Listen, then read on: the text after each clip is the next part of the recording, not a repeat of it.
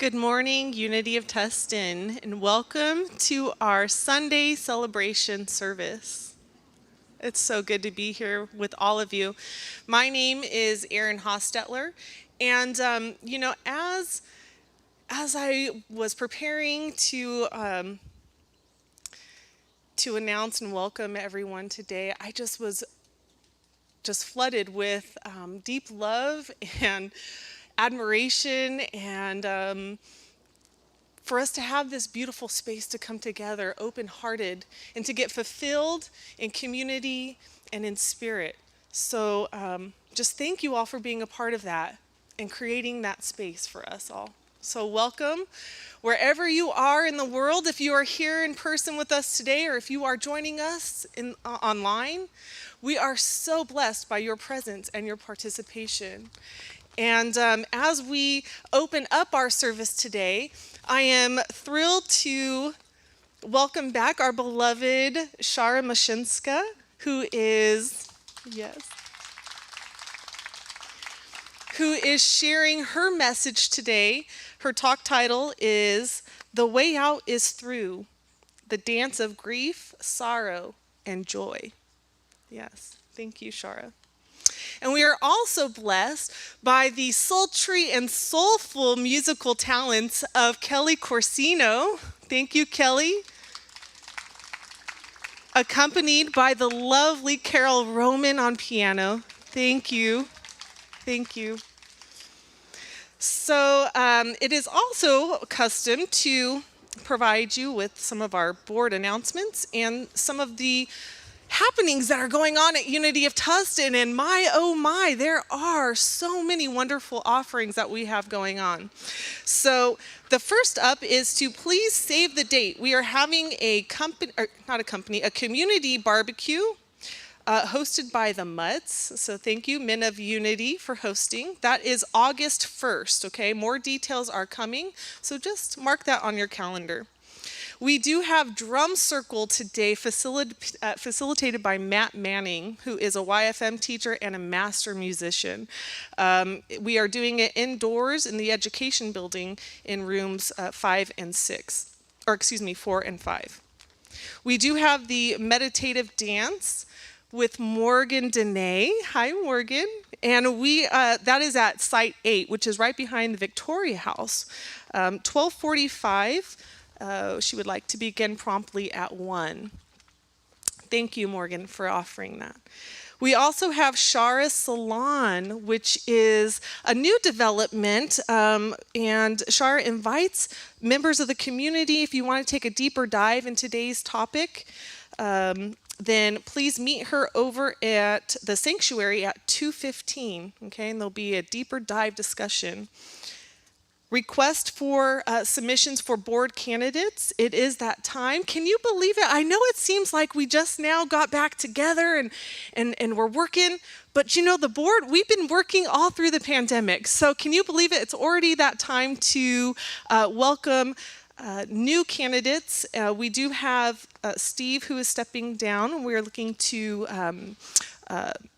get community submissions. If you're interested in that, please reach out to Mary Jean or Kirk, who are on the election board committee, okay? That email, there was an email that was sent out July 17th, and applications are due by July 4th, okay? And then without further ado, I have one more announcement for this week. We have Youth and Family Ministry. We are having our Nature's Explorers monthly outing. This month it is in Little Corona del Mar at the Tide Pool. So if you're interested, please reach out to me directly and I'll help you with that. Without further ado, I'm going to welcome up Mary Jean Hawes, and she has some further announcements for you all. So thank you and enjoy service today. I just wanted to mention two things. One of them is also to us save the date of July 15th, which is a Thursday. We're going to be offering a class on focusing. It's called Listen Deeply, Your Body is Speaking to You.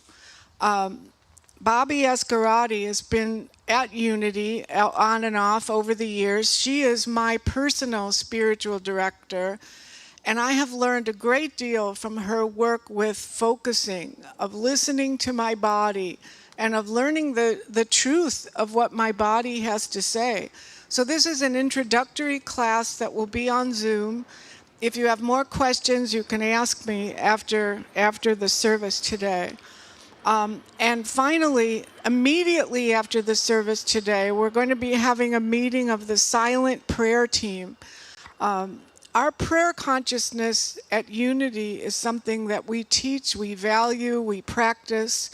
And silent prayer team, when people fill out a prayer request, whether they do it here at service or they write a prayer request online or they send one in some other way, it's the silent prayer team that prays over this list every month, and then we send those prayer requests to Unity Village, where Silent Unity prays even longer for those requests. So please join us today in the sanctuary immediately following the service, where we'll have a meeting of, just acquainting you with what the silent prayer ministry does, what they teach, what we are kind of signing up for, which is signing up to pray, which is a lovely thing to sign up for. So please join us, even if you're just curious about what it might mean to be on the silent prayer team. Thank you. And now Annette DeFontis will open the service with Surely the Presence. Good morning, Unity. Another beautiful day here. Thank you, God. It's time to sit back in our chairs, take that big deep breath, open your hearts.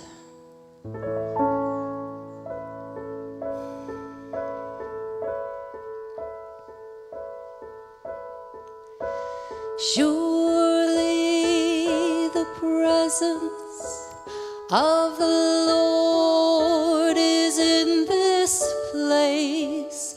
I can feel the mighty power and the grace. I can hear the brush of angels' wings. I see glory on each face. Surely the presence of the Lord is in this place.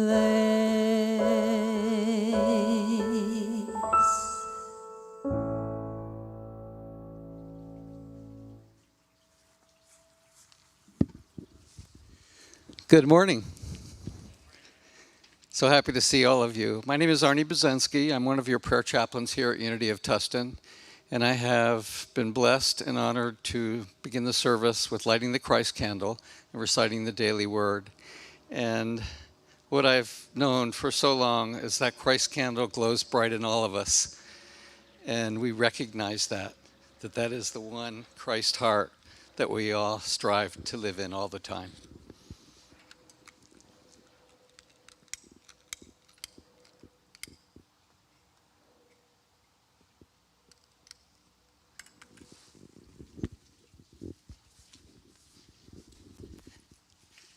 This is my favorite daily word. Let go, let God. I do what is mine to do and release the rest. The biblical passage today is from Matthew chapter 6, verse 33. But strive first for the kingdom of God and his righteousness, and all these things will be given to you as well. I am equipped with powerful spiritual tools to use toward creating the life of my dreams.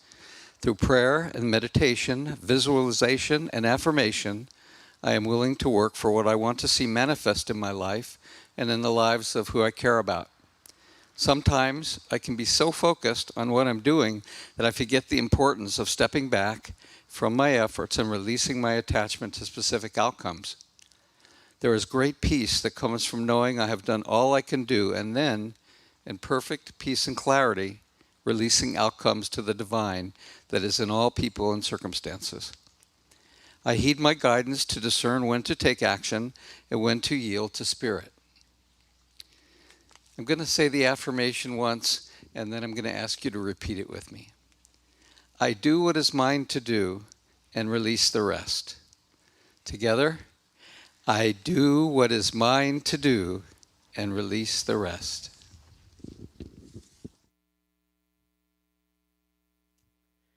Thank you, Arnie.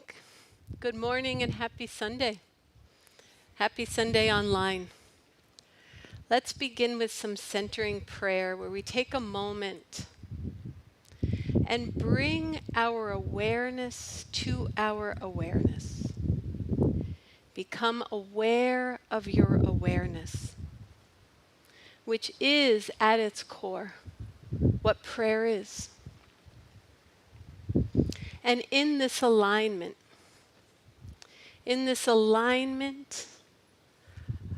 of presence, of the deepest presence, we welcome the recognition of our Christ essence, of that living love that is inherent who we are. We welcome our inherent goodness, and we welcome our birthright to be this living love in the world.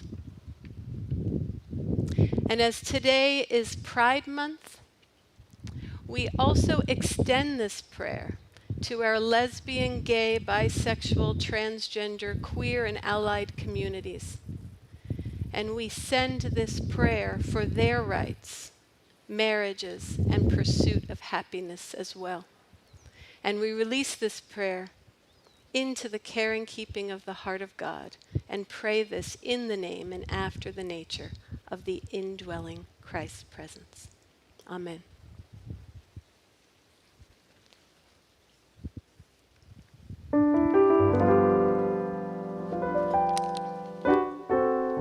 Good morning. This is a song I wrote with J.D. Martin. It's called I Reach Out, and the full phrase is, I reach out for you. So I would invite you to take a moment and think about who is that you for you, your friends, your family, your spiritual community, God, however you define it.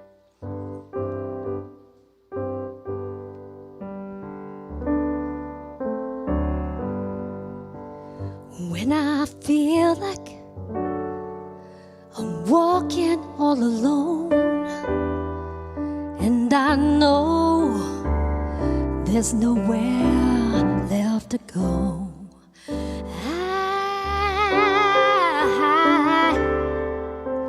reach out for you.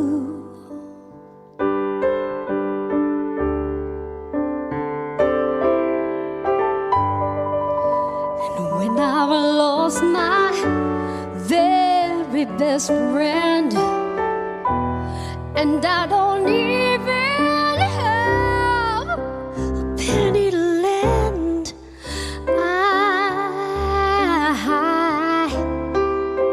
I'll reach out for you.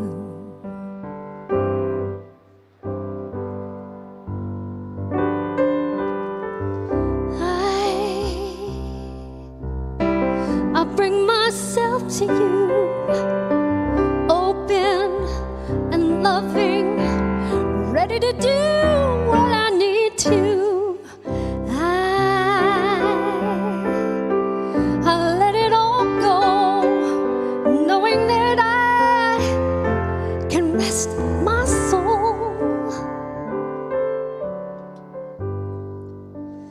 It's when my spirit's flying high, and I'm so grateful I could cry.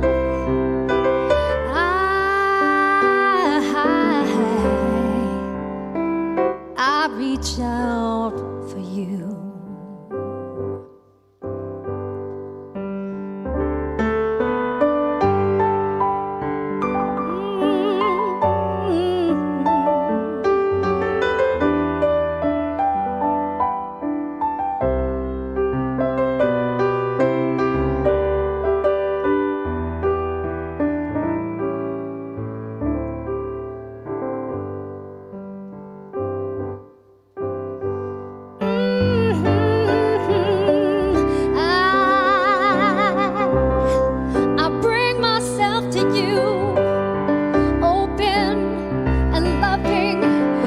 ready to do what I need to. I let it all go, knowing that I can rest my soul. Oh, oh, oh. And even in my moments of doubt, I don't have to figure it out, because I know just what to do, don't we? I reach out for you.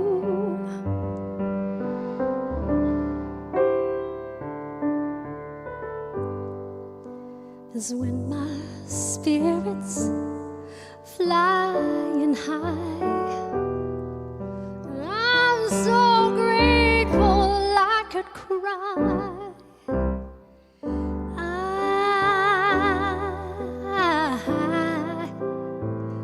I reach out for you.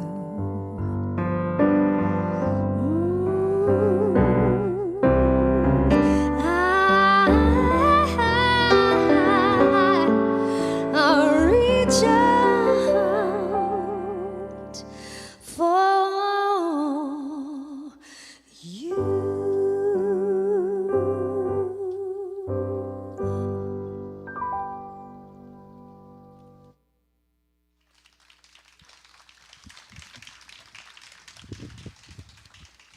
Beautiful. Thank you, Kelly and Carol. I'm going to set up today's meditation for you, and I think I'm going to move to a less windy mic too, so that should help.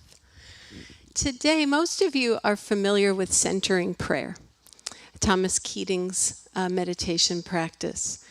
And today, we're going to explore the sister prayer of welcoming prayer. And this is the practice that encourages and allows us to embrace all of our emotions, the peaceful emotions, the painful emotions, the shameful emotions, and heal them where they reside, which is in our body. And welcoming prayer deepens our relationship to Spirit by having us consent to the entirety of the present moment as it is, and through the entirety of what we are experiencing and accepting it as divine order. Knowing that in welcoming prayer, Spirit doesn't take away any distress, but rather joins us in it. And in this lived experience of being joined, that is the incarnation. That is the incarnation of the living love. That is our incarnation of the Christ. And that is what is our birthright, that is infused in all of creation since the beginning of time. So let's begin with the breath. And with the breath, allow a deep breath to come in. And that breath to bring you into your heart space. Calling you back into your heart. And become present in that space to everything that is alive for you right now. Everything you're experiencing.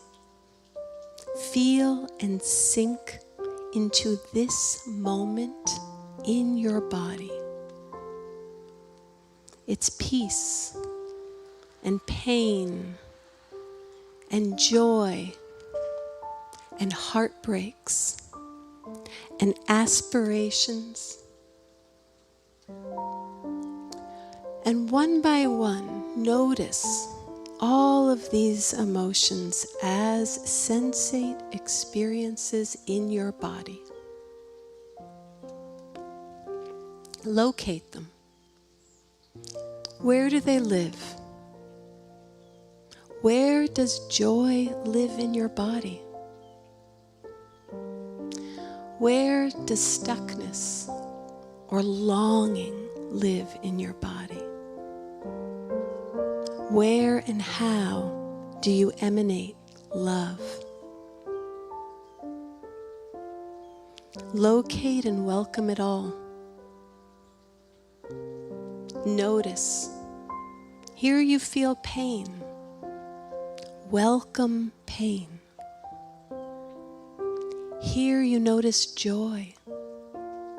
Welcome joy. Welcome joy.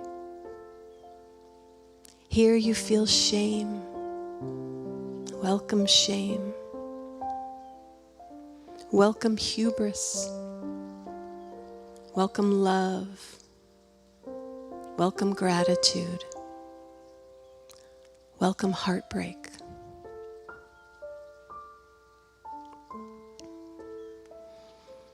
Let your attention go to the level of sensate feeling. There's no psychoanalysis, no why am I feeling this way, just raw presence. Our narratives crystallize, but sensation is fluid, and it comes and goes. It counteracts that tendency to repress negativity that we see as not conducive to the spiritual path, and that can separate us from our body and our attunement with its wisdom. Just self-witness and observe, without any effort to change or fix. Welcome pain. Welcome joy. Welcome heartbreak.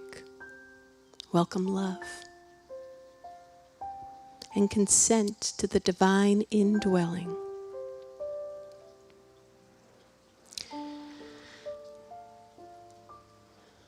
And now we move towards a letting go.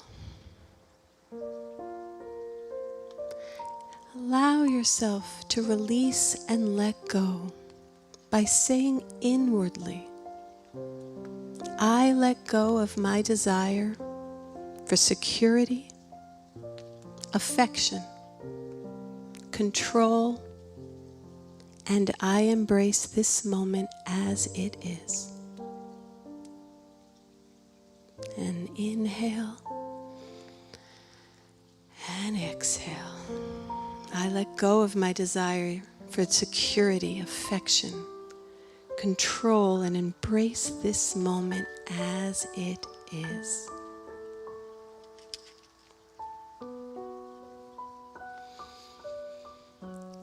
Now scan your body, bring any remaining sensations, any remaining feelings into your heart, knowing that your heart is big enough to embrace everything that is alive for you and in you right now. Place the palm of your hand over your heart, holding your pain, holding your joy, holding your love, holding everything with gentleness and care, with the same tenderness that you would hold a baby. Connect with tenderness with everything you are holding. And just as you're holding all those pieces of yourself with love and care, imagine, recognize that you are being held in the same way by the invisible presence of God that is always ready to hold, accept, receive, and love you. Allow your body to open to this presence. Allow it to touch all the dark corners of your heart, infusing it with love and life.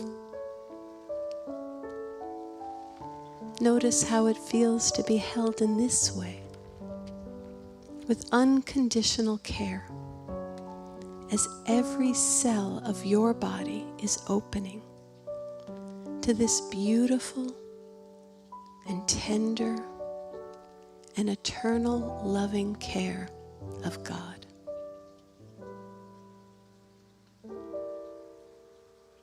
And what would you like to say to this divine presence now offering you unconditional support? What's really in your heart right now? Spend the next minute or so silently speaking to this presence, talking about your heartbreaks, your yearnings, your joy in the silence.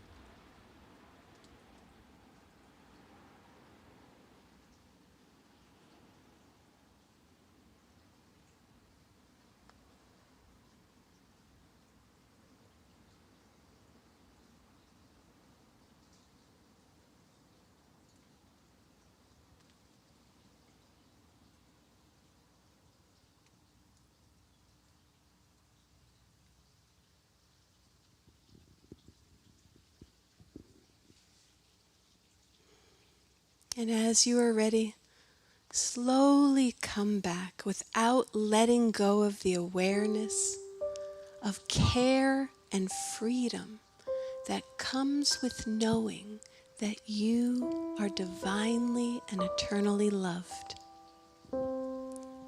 And we extend this eternal love to all of those on our prayer list here at Unity of Tustin, and all of those in our minds and hearts, as we let our hearts dance with this next song from Kelly and Carol.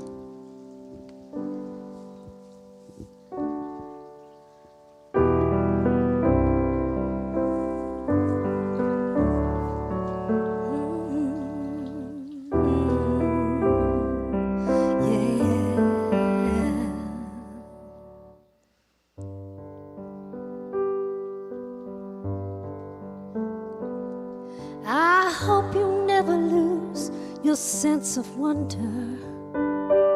You get your fill to eat, but always keep that hunger. May you never take one single breath for granted. God forbid love ever leave you empty-handed. I hope you still feel small standing by the ocean. Whenever one door closes, I hope one more opens. Promise me that you'll give faith a fighting chance. And when you get the choice to sit it out or dance,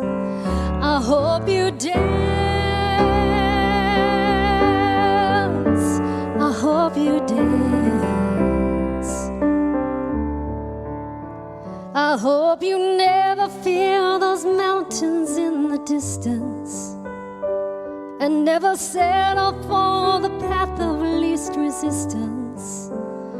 Living life is taking chances, they're worth taking.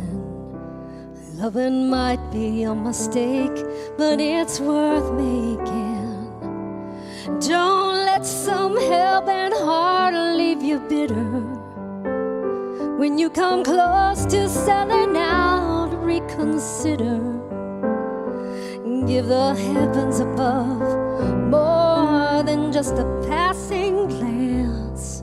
And when you get the choice to sit it out or dance, I hope you dance. I hope you dance. I hope you dance.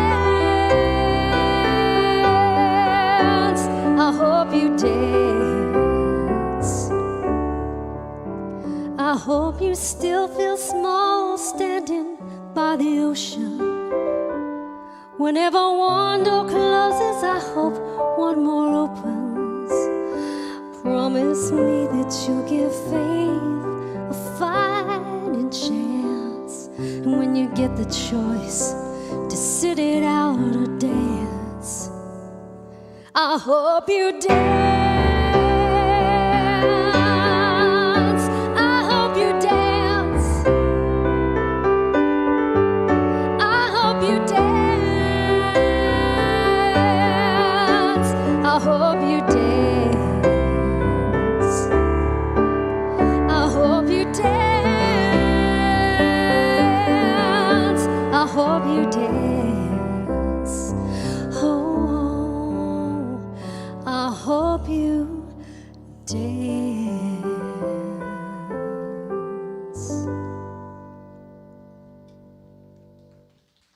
Thank you.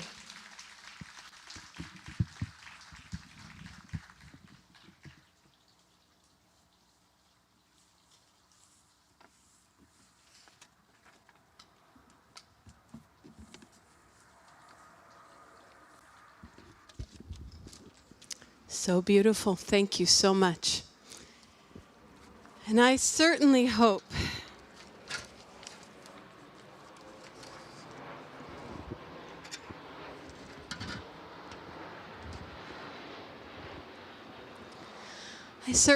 we're all dancing, on those invisible levels where it matters most. I mean, it's such a beautiful song, and personally, it was the song that celebrated my graduation from graduate school, and then it became my wedding song.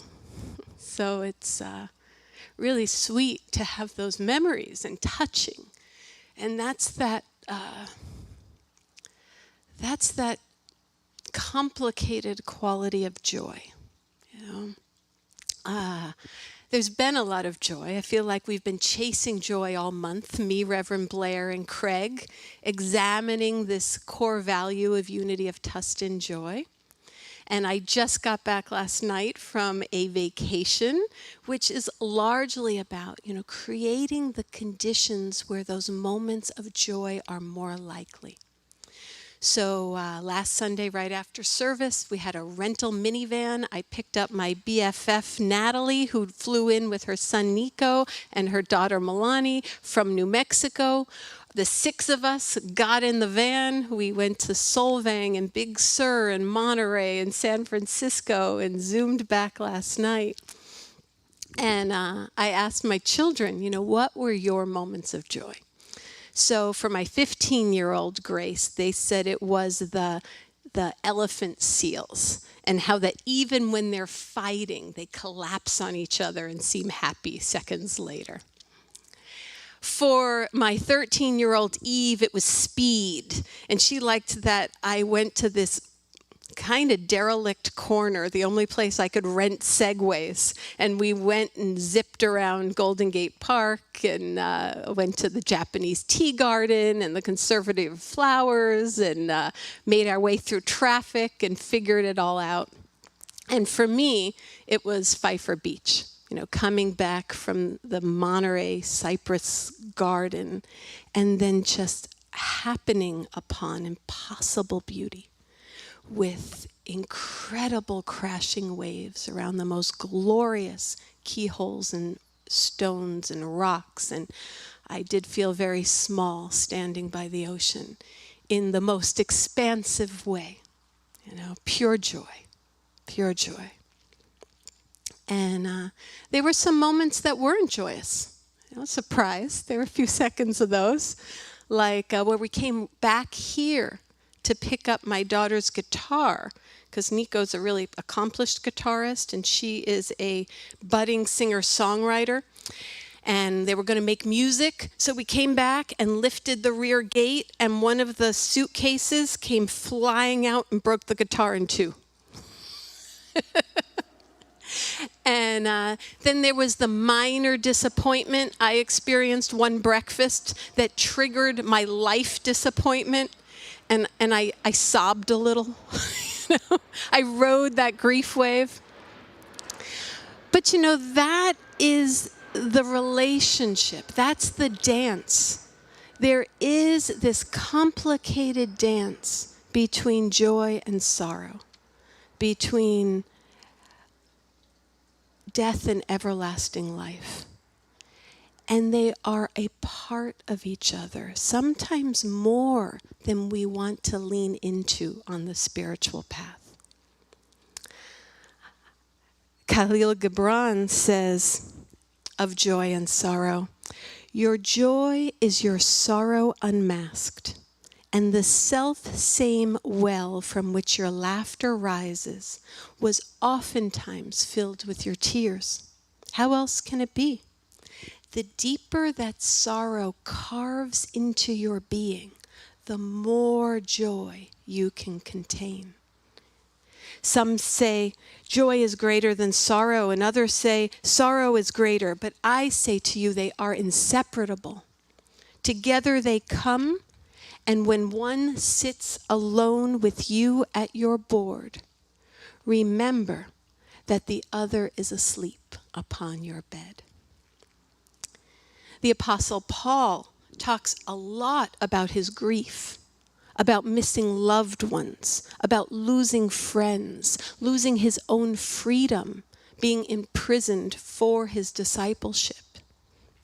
But yet in the 2 Corinthians, he says that being full of sorrow, he's full of sorrow and yet rejoicing. That both and, that faith, that even sorrow is part of divine order, and it won't have the last word, but it's serving something, and it's serving something good in the fullness of time. I saw a tarot card deck, a new one, and there was this classic image of the 10 of Swords, which generally has the swords just piercing through a female body on the ground who's blindfolded, like utter despair and destruction. And underneath there was a caption saying, "I'm fine." And I thought, that's like 80% of our Facebook posts, isn't it? The other 20 is about how everyone else is wrong, But this is a cultural problem, that we want to push some of this stuff under the carpet. And if I were still posting on Facebook, I probably would have posted the elephant seals, the Segway rides, and Pfeiffer Beach, not the broken guitar or the broken heart. And we have this in our unity movement as well. A tendency to always focus on the good, that third unity principle, that we create our own realities, that what we think about, we bring about, which almost makes it seem, if not applied with discernment, that we're doing something wrong if we're suffering. But we also, in New Thought, we also see Jesus as the great example, not the great exception. And Jesus too suffered. Jesus was in despair. Jesus experienced unjust death. And the capacity to metabolize that is a core pillar of our Christian tradition. It's part of what we do and why we do what we do.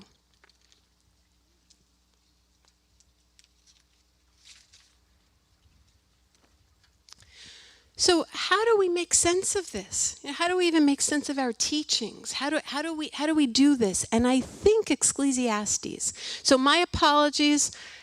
It helps if you listen to my last talk. So I hope I'll bring this all around, but it's kind of a continuation.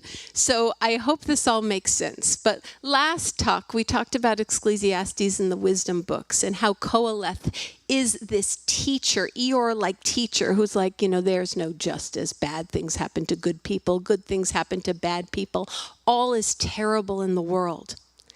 But he goes a step further, and at one place he actually describes evil. And the way he describes evil is this: I have seen another evil under the sun, and it weighs heavily on mankind. God gives some people wealth, possessions, and honor so that they lack nothing their hearts desire, but does not grant them the ability to enjoy them. This is meaningless, grievous evil. So as Rob Bell says, it's as if Qoheleth is having us imagine a culture that has more wealth, more technology, more luxury, more comfort, more leisure than any in the history of civilization, yet with a people who are stressed, depressed, anxious, worried, and unable to enjoy that abundance. Can you imagine such a culture? That's evil, according to Qoheleth. That's evil. That's what gets pegged as evil. And I think our unity teachings are a corrective of that. We can't say that we bring about every experience. We can't say that about suffering children. But it is helping us have the tools to enjoy the abundance we can, so we do not contribute to the evil of not doing and being good with the abundance we're being offered. So as everything, it's both and, right? And we are followers of Jesus, who shows us that metabolizing our suffering and leaning into it, the way out is through, is also part of our responsibility as mature, evolving humans. It's both and, both and. So what I'd like to do, because I find it really interesting, is really trace how this works in the wisdom books. We know in New Thought that we don't see the Bible as the inerrant word of God. We see it as the documentation of the evolution of consciousness throughout humanity. So I think it is fascinating how we can track this. And I think it is fascinating that it's even trackable, that there is this awareness that was beyond awareness of the unfolding wisdom inherent in the Bible. So I would like to know how many people here are familiar with spiral dynamics? Okay. So we have about half, which isn't surprising because I know many people over the years have been exposed, but many people have not. So I might even do an online course. There's some great talks that we could watch as a group and then maybe discuss. But it is a model that has tracked the development of consciousness over time that can be very helpful to give us a trajectory that consciousness is going somewhere, and it is identifiable, and it's going somewhere good, always towards increased wholeness.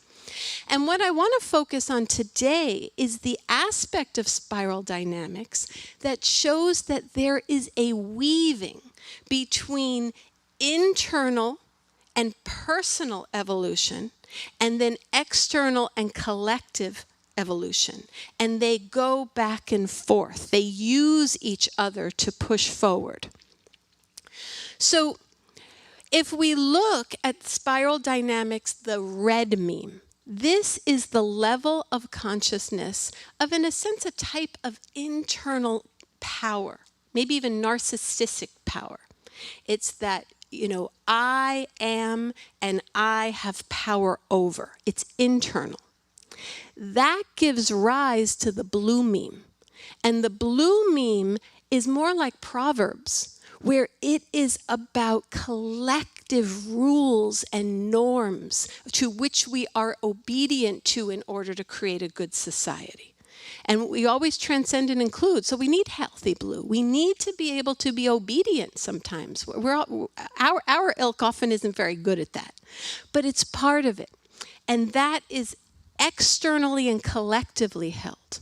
The blue then moves on to orange, which is then individual accomplishment and success. That's the value that's centered in the orange meme. And then in the green, we move back to the collective. We go to multiculturalism and equality in a group sphere. And then if we even continue into second tier, now we're going into individual non-dual consciousness in yellow and then collective non-dual consciousness in turquoise. Are you with me? There's like a back and forth. So we see this in the Bible.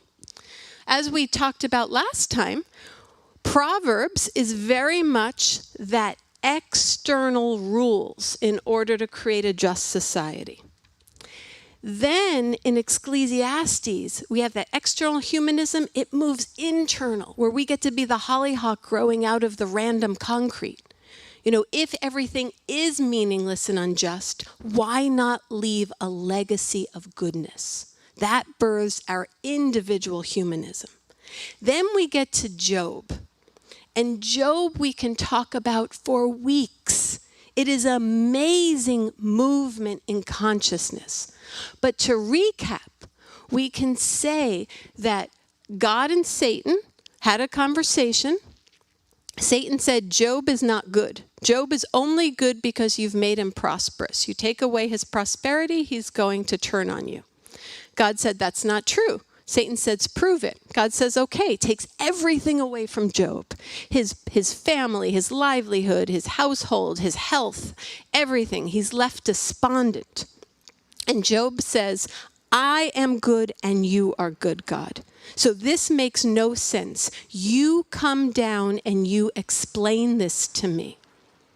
And there's some very important takeaways that happen in this in this evolution of consciousness. For one, God comes down, which is a new experience of having a direct relationship with a living God. But God doesn't say, Job, this happened because I had to prove that you were good. Because that wouldn't have healed. That wouldn't have helped anything. Job didn't need a reason. God gives Job reconciliation by showing him the evolution of creation and the magnificence and wonder beyond our understanding. And in that awe and wonder, Job is healed. So what happens is that not only does Job give humanity a new experience, the capacity to have a direct relationship with God, we see Spirit using Satan to further the evolution of consciousness. Everything belongs. And everything, even the hard parts, are part of divine order. Are you with me? Yay. So what this is saying, and we see this even in Genesis, God using Satan. Eve eats of the apple. What does that start? That starts this whole journey of moving from unconscious unity in the Garden of Eden to the beginning of conscious unity. Satan was part of that movement. So our stresses and our challenges are helping us move forward when we lean in and metabolize them. So Job gets the external collective awe and wonder of the divine. So if Ecclesiastes was internal humanism, Job is external direct experience of the divine. What do you think comes next? Internal direct experience of the divine. And who models that? The big guns. Jesus. That's where it's going. That we now, all of us, have the capacity to be that Christ presence and be that metabolizer. Because what Jesus demonstrates for us is that justice isn't about doing good or being good or proving good or controlling good. It's more about being able to metabolize whatever life gives us and being able to move through our pain. On the cross, Jesus was in despair. Father, why hast thou forsaken me? And then he moved into his center of forgiveness. And in that forgiveness, death was turned into everlasting life. So this is what we're working with. And this is why the welcoming prayer allows us, it's a tool to experientially embrace all of our experiences and move it forward. And even then, this is another talk, but Jesus also says, what I have done, you will do even more. Well, how is that even possible? Well, now we have the individual Christ consciousness. What's going to come next?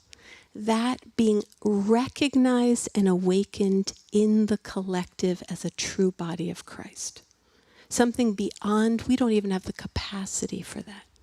But that's the hope. That's the directionality. Those are the senses that are being developed. And that is the promise. So there's a movement here, and all of it belongs, and all of it serves this sacred movement forward.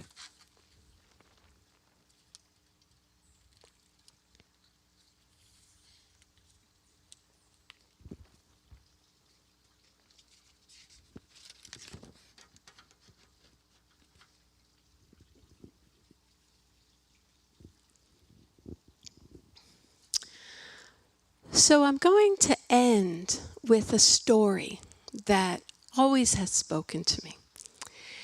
And there's a master teacher. And the master teacher loses her only child. And she is beyond distraught. She is in deep despair.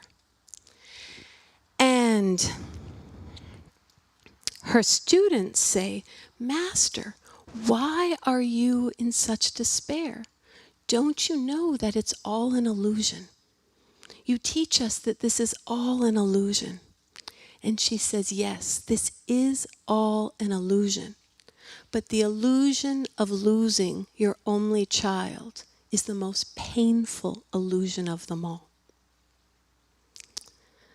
So I leave you with that, to really lean into your both and, to welcome your pain, welcome your suffering, welcome your grief as you affirm that God is good all the time, as you keep our principles active, and both and straddle that mystery of love, directionality, faith, with life as it presents to us in the present moment.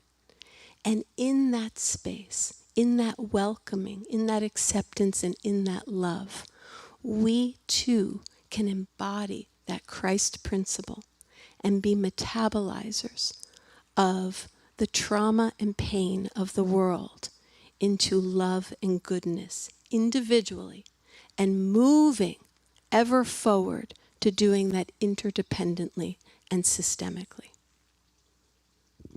Thank you, and God bless.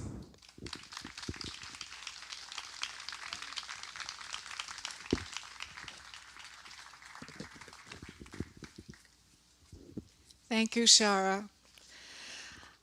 We've come to the time of offering our tithes and our love offerings. And I just want to say that I know all of you have noticed all the work that's going on here on our beautiful campus.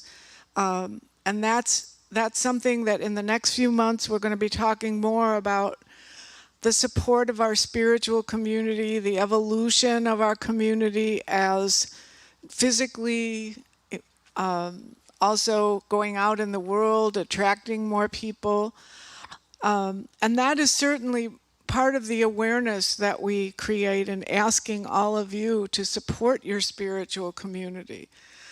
One of the bigger issues, though, is what our community means to the world.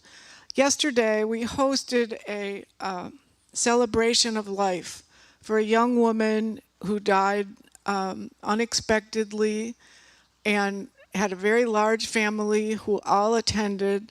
None of them had ever been here before, but all of them found great comfort in this place, in the sacredness that they could feel in this place. So we are a beacon in the world.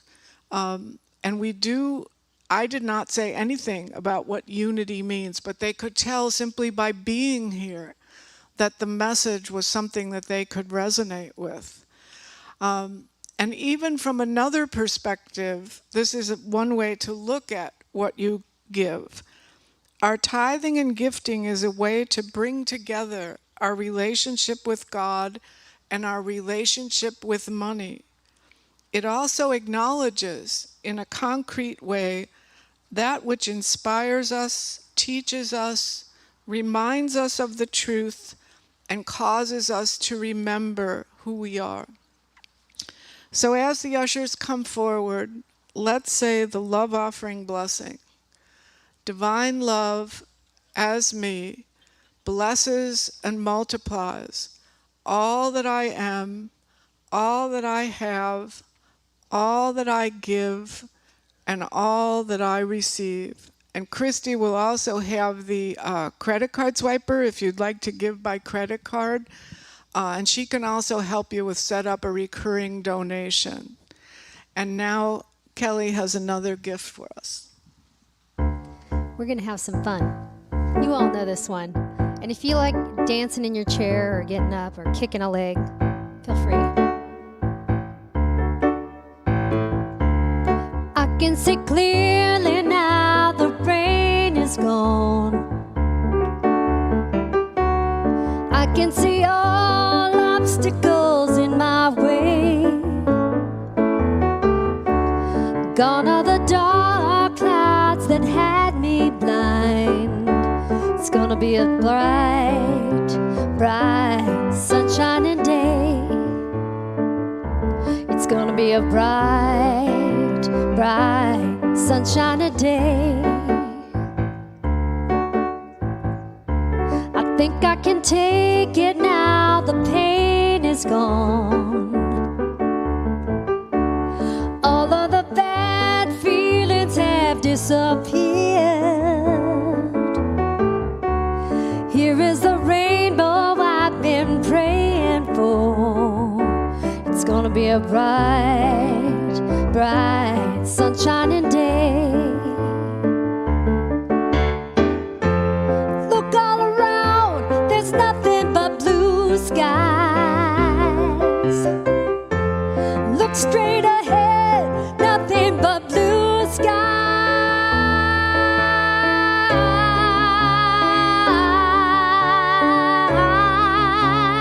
Oh my, my.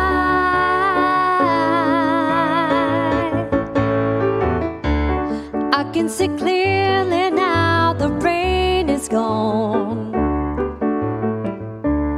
I can see all obstacles in my way.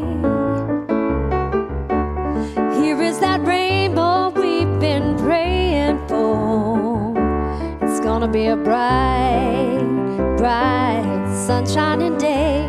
I think I'm hearing something. It's gonna be a bright, come on, bright, sunshining day. Can I hear your voices? It's gonna be a bright, bright, sunshining day. One more time.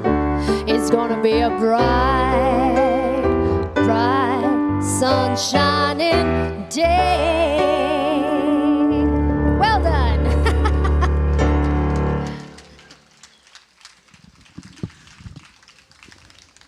Do we have anyone who's here for the first time today? What a wonderful day you've picked. Oh, welcome. Thank you.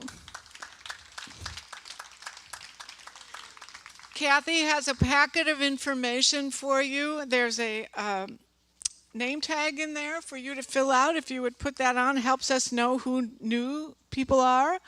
And if you have any questions, you can ask me, or there'll be a board member back at that round table who can answer any questions you have. Thank you for being with us today. There's a lot going on today. The silent prayer team will be meeting immediately after this in the sanctuary. There's going to be Morgan's class out by Site 8 starting at 1 o'clock. They'd like you to be here at 1:45 if possible. The drum circle is going to be going on at 1 o'clock, which that's why Shara's salon is being delayed, because she's going to be attending the drum circle with her daughters. So I thought you might want to understand that. So we want to bless our love offerings. Thank you to all. This ministry is so blessed by the generosity of our community. We thank you. We thank all of our selfless servers. We're going to be also talking more about selfless service as we go on, because as we're coming back into the fullness of our ministry, we will need more selfless servers. So thank you all for being here. And as we close, let's say the prayer for protection. The light of God surrounds us. The love of God enfolds us. The power of God protects us. The presence of God watches over us. Wherever we are, God is, and all is well. Go forth in joy.